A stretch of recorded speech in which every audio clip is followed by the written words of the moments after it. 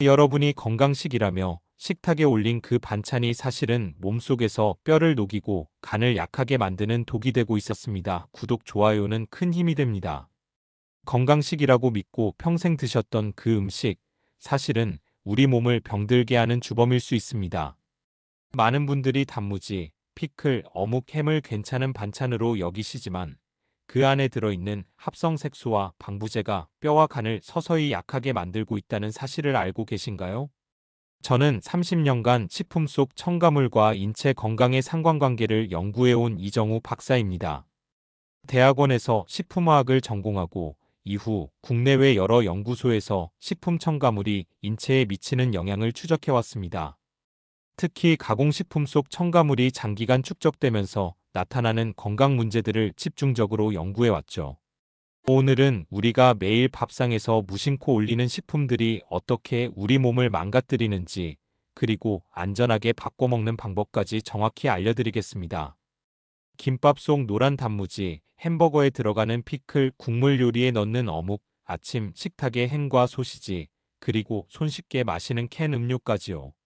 이런 음식들이 왜 위험한지, 그 안에 어떤 성분이 들어있는지, 그리고 어떻게 하면 안전하게 먹을 수 있는지 구체적으로 말씀드릴 겁니다. 제가 연구소에서 만난 수많은 분들이 이 음식들 때문에 뼈가 약해지고 간 수치가 올라가고 알레르기가 생기는 걸 직접 봤습니다.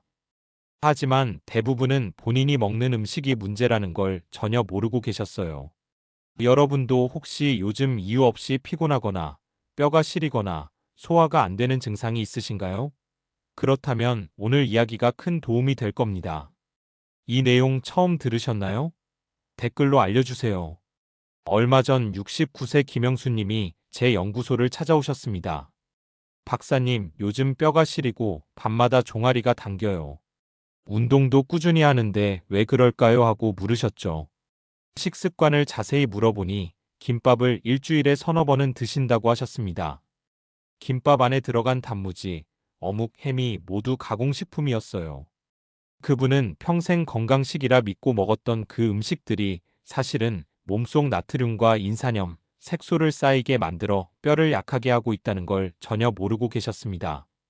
저는 그분께 단무지는 찬물에 헹궈서 드시고 어묵은 끓는 물에 데쳐서 사용하고 햄은 가능하면 줄이라고 말씀드렸습니다. 그리고 3개월 뒤에 다시 오셨는데 종아리 경련이 훨씬 줄었다고 하시더라고요. 작은 습관 하나가 이렇게 큰 변화를 만들 수 있습니다. 이 이야기를 끝까지 들어야 전체 흐름을 알 수 있습니다. 제가 어떤 작은 변화로 그분의 증상이 호전됐는지도 함께 알려드리겠고, 여러분도 오늘 당장 실천할 수 있는 방법을 구체적으로 알려드릴 겁니다. 오늘 이 영상에서 말씀드릴 내용은 여러분의 식습관 관리 방식을 완전히 바꿀 수 있는 중요한 지혜입니다. 이 이야기를 끝까지 듣고 실천하셔야만 진정한 변화를 경험할 수 있어요. 혹시 아직 구독과 좋아요를 누르지 않으셨다면 지금 바로 눌러주세요.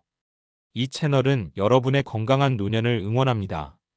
끝까지 보시면 왜 지금 당장 여러분의 작은 습관을 바꿔야 하는지 분명하게 깨닫게 되실 겁니다. 뒤에 나올 실천법을 모르시면 지금까지의 노력이 의미 없어질 수 있어요. 이제 우리 밥상에서 가장 흔한 위험한 식품부터 하나씩 살펴보겠습니다. 여러분의 식습관을 바꾸는 작은 실천만으로도 충분히 건강을 지킬 수 있습니다. 그래서 이제는 우리 일상에서 뼈와 간 건강을 해치는 음식들을 하나씩 짚어보겠습니다. 먼저 노란색 단무지부터 말씀드리겠습니다. 단무지는 대부분 황색 사오라는 인공색소와 합성식초, 설탕, 소금, 방부제를 조합해서 만들어집니다. 그 밝은 노란색이 천연색이 아니라는 거죠. 식품 공전 자료를 보면 황색 사오는 장기간 섭취했을 때 간 기능을 떨어뜨리고 알레르기 반응을 일으키고 호흡기를 자극할 수 있다고 나와 있습니다. 실제로 유럽 일부 국가에서는 이 색소를 사용할 때 주의 표시를 반드시 붙이도록 규정하고 있어요. 앞서 말씀드린 69세 김영수님도 김밥 속 단무지를 거의 매일 드셨는데 나트륨 과다 섭취로 혈압이 160까지 올랐습니다. 처음엔 단무지가 문제라고 생각 못 하셨대요. 그냥 반찬 하나인 줄만 알았던 거죠. 그런데 단무지 속에는 엄청난 양의 소금과 화학 첨가물이 들어 있습니다. 그렇다면 어떻게 해야 할까요?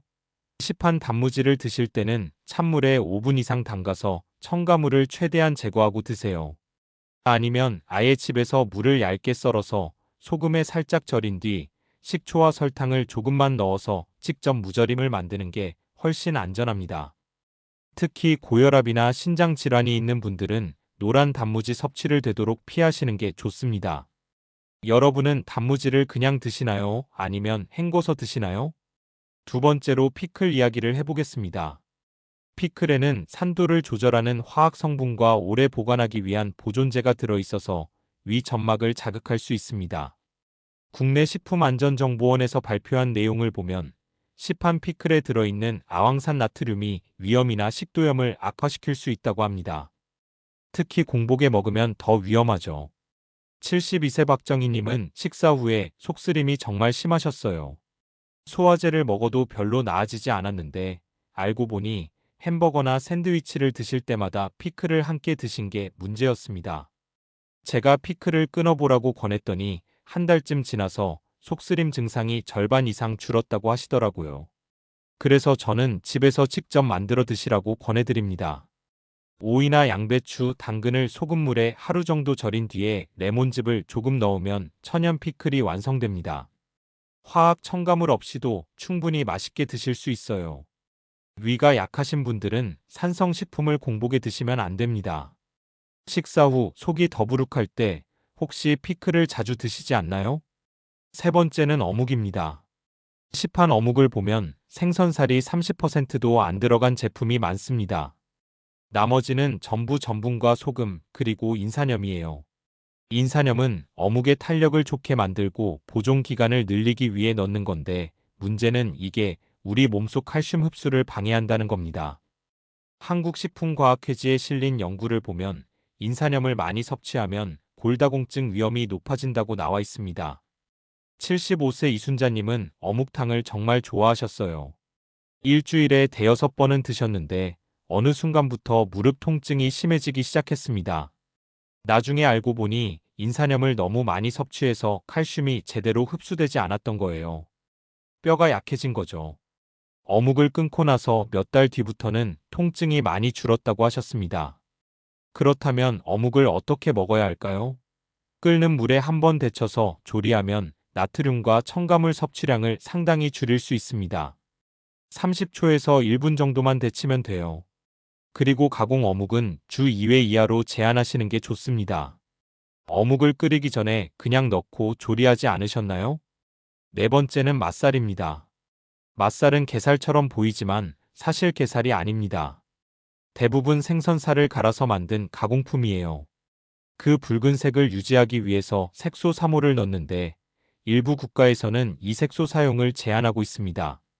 일본 식품청 자료를 보면 색소사모가 알레르기 반응을 일으킬 수 있고 간에 독성을 줄 가능성이 있다고 나와 있어요.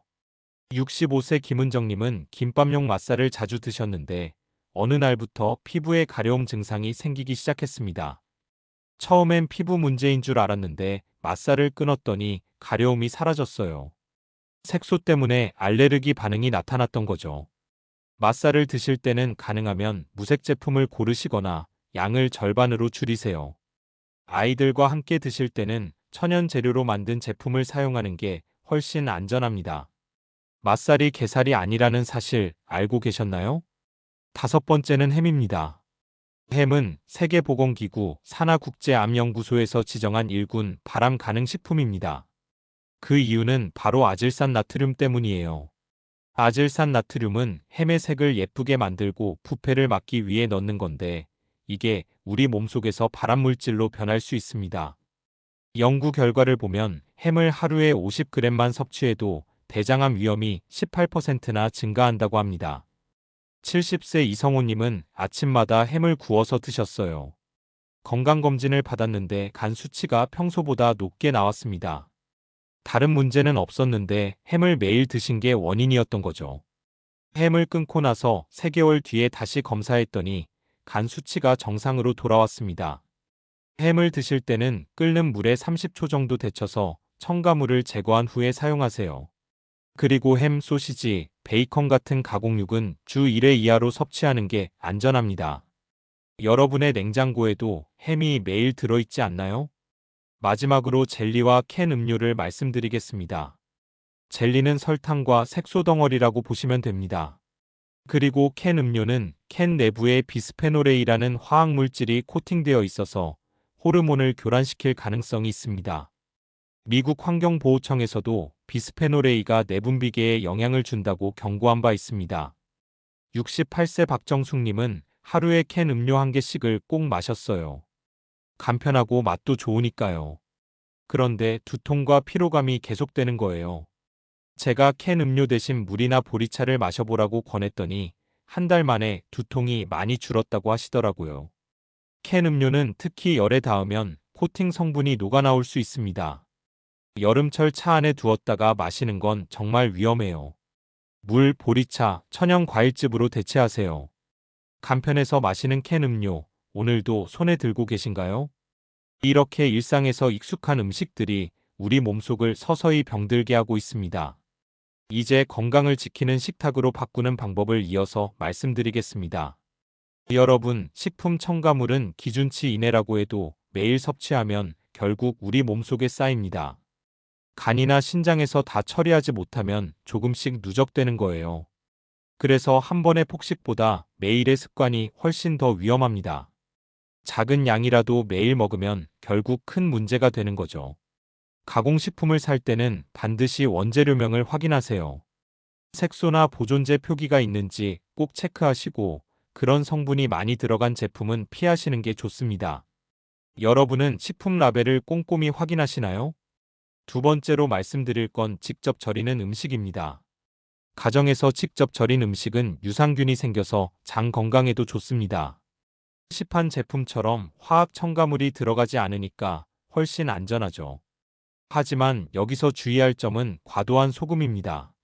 소금을 너무 많이 쓰면 또 다른 문제가 생깁니다. 소금 대신 매실청이나 현미식초, 레몬즙으로 자연스럽게 맛을 내보세요. 이렇게 하면 나트륨 섭취를 줄이면서도 맛있게 드실 수 있습니다. 오늘 저녁 반찬 직접 절여보실 생각 있으신가요? 세 번째는 끓는 물의 데치기입니다. 이게 사실 가장 쉬운 첨가물 제거법이에요. 어묵이나 햄 같은 가공식품을 끓는 물에 잠깐만 데치면 표면에 묻은 첨가물이나 기름기가 많이 빠집니다. 하지만 너무 오래 데치면 영양소 손실이 생길 수 있으니 주의하세요. 끓는 물에 30초에서 1분 정도만 데쳐서 사용하시면 됩니다. 이 방법만 실천해도 첨가물 섭취량을 많이 줄일 수 있어요. 오늘 저녁 어묵 한번 데쳐서 드셔볼까요? 네 번째는 색깔 확인입니다. 색이 지나치게 선명한 식품은 대부분 인공색소를 사용한 겁니다. 자연에서 나오는 색은 그렇게 밝지 않거든요.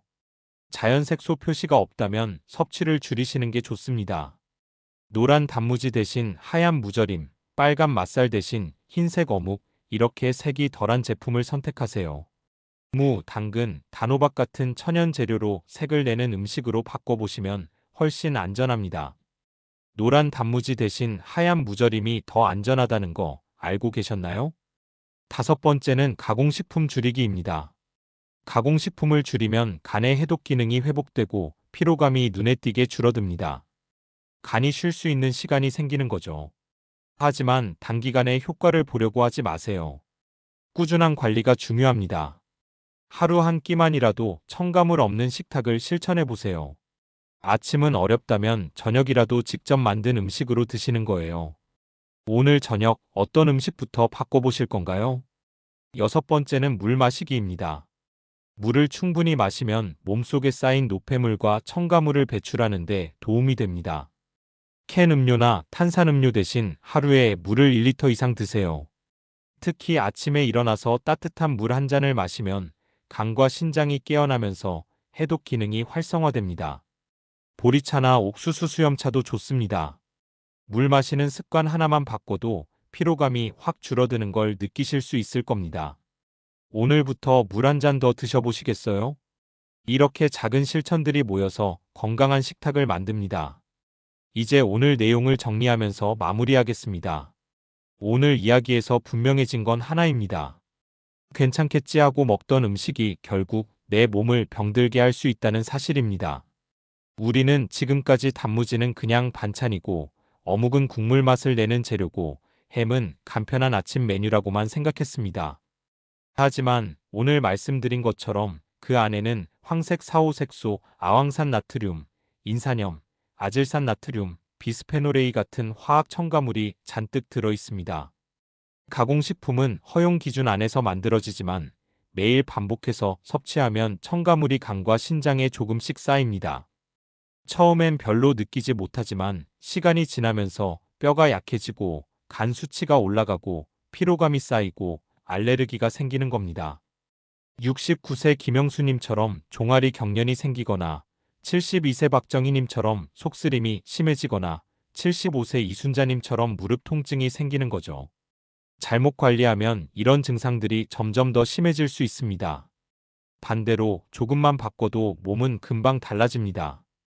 단무지를 찬물에 헹구고 어묵을 끓는 물에 데치고 햄은 주 1회 이하로 줄이고 캔 음료 대신 물을 마시는 단순한 습관 하나가 우리 몸의 피로와 염증을 줄이고 뼈와 간을 지키는 시작이 됩니다. 제대로 관리하면 3개월 안에 몸이 가볍고 활력이 생기는 걸 직접 느끼실 수 있습니다.